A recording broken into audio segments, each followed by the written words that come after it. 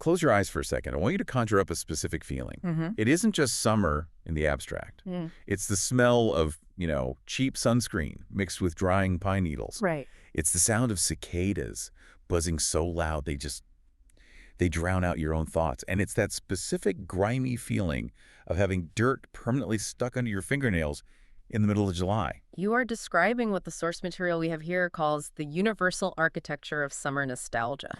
Exactly. But today, we aren't just, waxing poetic about the idea of summer. Right. We are doing a deep dive into a very specific case study that explains how that feeling gets manufactured. Sure. We're looking at the legacy of Camp Whippoorwill. This is such a fascinating story. On the surface, if you just glance at a brochure, it looks like a local history of a day camp in the Charlotte and Waxhaw areas of North Carolina. Pretty standard stuff. Right. But when you look at the stack of documents we have, the archives, the founder biographies, these philosophical essays on child development, it becomes a much, much bigger story. It's really about the evolution of American camping from the 1970s all the way to 2020. And it's a masterclass in organizational resilience. Because the first thing that jumped out at me in these records is that this wasn't some camp that bought a plot of land and stayed there for 100 years. No. This institution was, for lack of a better word, kind of homeless for a lot of its history. Nomadic is the term I'd use. It's a nomadic institution. Okay. And our mission today is to unpack exactly that. How does a camp with no permanent ground build such a permanent legacy? We're going to look at their specific philosophy of Christian nurture in the outdoors, the incredibly niche traditions that sort of acted as the glue, and finally, the really bittersweet reality of what happens when a place like this closes its doors. So let's start with that nomadic element. Because usually when you think of camp, you think of a specific geography. I went to the lake or I went to the mountain. Affix the place. Yeah. But Camp Whippoorwill, its roots go back to the 1970s with the Myers Park Presbyterian Church. And they didn't stay put. No, they didn't. The proprietors, who are known in all the literature simply as Mr. and Mrs. Whippoorwill, they officially launched the camp's independent history in the summer of 1982. Okay.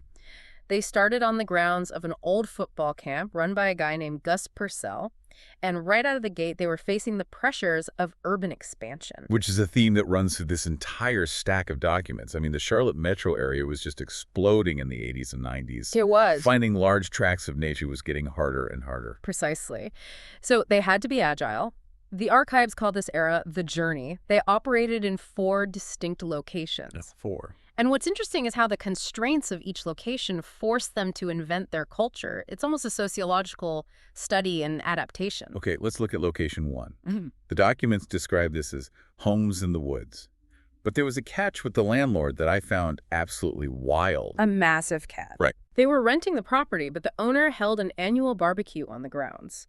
And this wasn't, a small backyard cookout. It was so big that the entire camp had to vacate the premises for a full week. Which sounds like a total logistical nightmare. Most businesses would just close for that week or panic. Sorry, kids, camp is closed. The landlord is grilling brisket. Instead, they pivoted. They invented the wandering whippoorwills. Ah. Since they couldn't be at camp, they turned it into a week of field trips. They went to Reed's Gold Mine, visited animal farms, hit the museums. They took a scheduling conflict, a potential business disaster, and turned it into a premium feature of the camp. That's the definition of making lemonade out of lemons. But then they moved to location 2. Mm-hmm. And reading the description here, rustic feels like a generous understatement. It was minimal. This was a lake property, but it lacked the standard amenities parents might expect. Like what? No swimming pool. Just a lake and a small building. But again, look at the innovation in the source text. They didn't have a pool, so they built a fine slip and slide on a hillside. Low tech, high reward. I love it. And they constructed a large fishing deck with a roof so the kids wouldn't get sunburned. But because this location was further out from the city, they ran into a transportation problem. And this is where we get one of the most brilliant and frankly intense pieces of behavioral engineering in the whole story. The buses. I honestly laughed out loud reading this part. They bought old school buses and painted them green and white. The green and white spirit. But it wasn't just the paint job. There's a specific rule noted in the archives about the fuel for these buses. It says they, and I quote, ran on songs, not gas. It's a lovely metaphor, but they enforced it literally. The standing rule was, If the singing stops, the bus pulls over. Okay, let's just pause there. From a driver's perspective, or even a pragmatic one, Mhm. isn't that incredibly risky? Huh. You're basically holding the commute hostage. It sounds chaotic, doesn't it? But think about the psychology of it. You have a bus full of energetic children in the summer heat. Chaos is the default state. So by gamifying the ride, by making the forward momentum dependent on their collective participation, you focus that energy. It keeps the chaos contained and builds a shared identity before they even step foot on the campgrounds. It's crowd control disguised as whimsy. It's deviously smart, though the archives do note the maintenance was a Oh, nightmare. for sure. Stolen tags, daily repairs. It wasn't glamorous. But the staff felt the joy of the campers made all the mechanical headaches worthwhile. So they eventually moved to location 3, the temporary spot with the giant catfish, and finally, they land at their final home on Newtown Road in Waxhaw. This is 1998 to 2018. This was the golden era in terms of facilities. They finally had the infrastructure to match their vision. A large lodge, creeks, 5 acres of bottom land for gardens. This is where the program fully actualized. And that brings us to the actual experience. The slogan was, "Where children are children." And looking at the activity list in these brochures, it feels aggressively analog. Intentionally so. Even as the world became more digital in the early 2000s, they were doubling down on the tactile. They had archery, rock and gem hunting, leather crafting. Leather crafting is a great example. It requires patience, fine motor skills, and you get a tangible product. In a digital world, you swipe a screen, and the result is instant. Right. With leather, you have to tool it, wait for it, dye it, but they also had ponding. Is that just standing in a pond? Essentially, catching minnows with nets. It sounds simple, but the structure was key. They used a concept called homes in the woods. Okay. So instead of letting kids run wild in a big herd, they broke them into small groups with specific base camps in the tree line. That's where they had lunch, did devotions, and built a real sense of belonging. It's about making a big, potentially scary outdoor space feel small and safe. But I want to talk about the gardens, because usually a camp garden is what? Few sad tomato plants in a corner? The sources say gardens galore. It was a full agricultural education. They used the land to teach biology and patience. They had vegetable gardens where kids took home okra and peppers. But the most distinct ones were the fairy gardens. Which were made using creek ferns. Creek ferns and miniatures, yeah. The kids would create these tiny landscapes.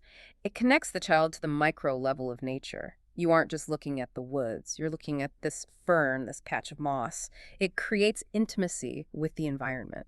There's also a poignant aspect to the gardens mentioned in the text. Grandmother Whippoorwill's memory garden. Ah, yes. This honored Mrs. Whippoorwill's mother.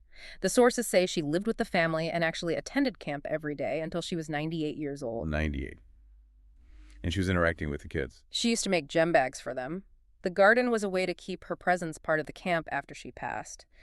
It really underlines that this wasn't just a franchise. It was a family trying to extend their family values to a whole community. Speaking of values and community, we have to talk about the snow cone phenomenon. The documents treat this snow cone machine like a holy relic. It's amazing how a simple treat can anchor memory, right? The machine was bought 35 years ago and just ran constantly. It wasn't just about cooling off, it marked the rhythm of the week. You had daily snow cones, but Friday fests featured rainbow snow cones. It's a reward system. But the part that really surprised me was the Halloween tradition. Even in the off-season, Mr. and Mrs. Whippoorwill invited former campers to their personal driveway in November. To get a refill. You bring your sticky, months-old snow cone cup, and they fill it up for you. Exactly. It's a brilliant way to maintain a connection during the school year.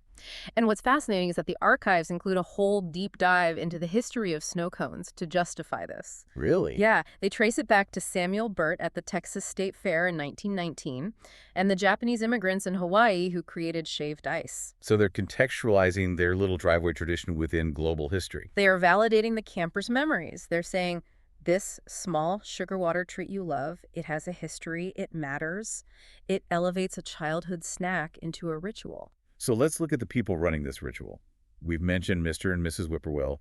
Their real names are Tom and Betty Ruth Wilkerson. And their backgrounds are fascinatingly divergent. Mrs. Whippoorwill, Betty Ruth, she had a rigorous background in Christian education and children's ministry. She was the pedagogical architect. And Mr. Whippoorwill, Tom. Tom was an Air Force veteran. He was stationed in Saudi Arabia for 13 months and worked in corporate payroll. Not exactly the resume you expect for a guy affectionately known as the camp naturalist. No, but the sources note that this corporate and military background gave him the logistical discipline to run the business side, while his heart was in being the wise old storyteller. He was the garden expert who, ironically, originally claimed he'd never have a garden. Famous last words. Now, they had a very specific philosophy, Christian nurture in the out of doors. And the records show this wasn't always easy to maintain from a business perspective. This is a critical point. There is a specific mention of a conflict with banks. When they were trying to secure loans to expand or move, they were told they could get the money easily if they dropped the Christian emphasis. I have to play devil's advocate here. From a pure business standpoint, turning down capital is risky. Why not just drop the label and keep the values privately? That's the logical question, but for them, the label was the mission. They refused. They were willing to risk the business viability to maintain the public identity. Wow. It shows a level of conviction that you don't always see in small businesses trying to scale. They also made a key decision to be a co-ed day camp rather than residential. They wanted siblings to be able to stay together, which just reinforced that family atmosphere. The source material includes a breakdown of the benefits of camp. It lists 7 areas of growth. We see the usual suspects: skills, self-esteem. But what stood out to you? The section on spiritual development linked to nature. There's a telling anecdote in the text where a counselor describes a child picking up a stick and asking, "What is this?" A stick. The kid didn't know what a stick was. Correct. The child said, "We don't have anything like that at our house." It just highlights a profound disconnect. The philosophy of the camp was to bridge that gap, to take a child from a climate-controlled room and put them in a creek. The sources argue that this leads to campers who understand respect, leadership, sharing, giving, and volunteering. It's the idea that you can't really understand your place in the world until you understand the world itself, the bugs, the mud, the heat. Right. But as we know, nothing lasts forever.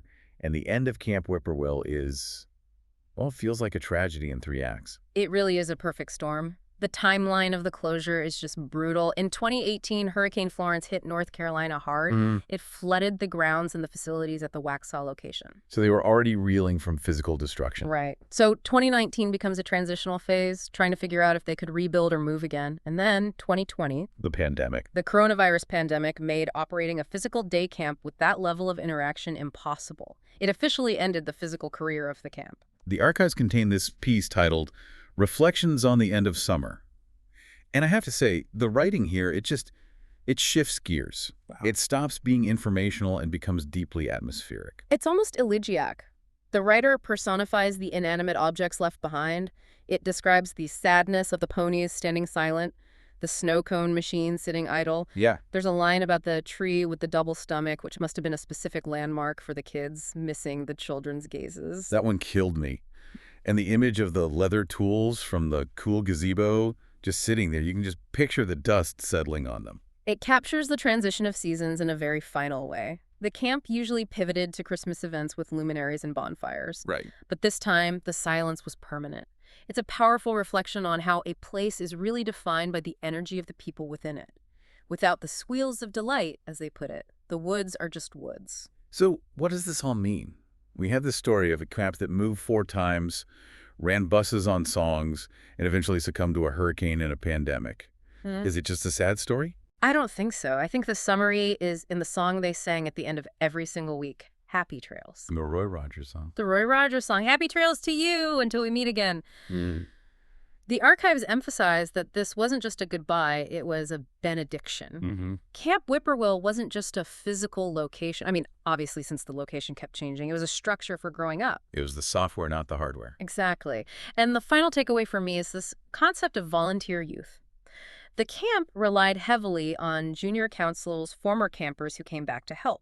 The sources argued that the values learned at camp, volunteering, leading, respecting nature, they ripple out into the economy and the community long after the camp actually closes. So the camp is gone, but the alumni are out there. The volunteer youth are now adults in the workforce. Presumably, they are carrying a little bit of that green and white spirit with them. They know how to improvise, they know how to value nature, and they know the value of community. That's a comforting thought.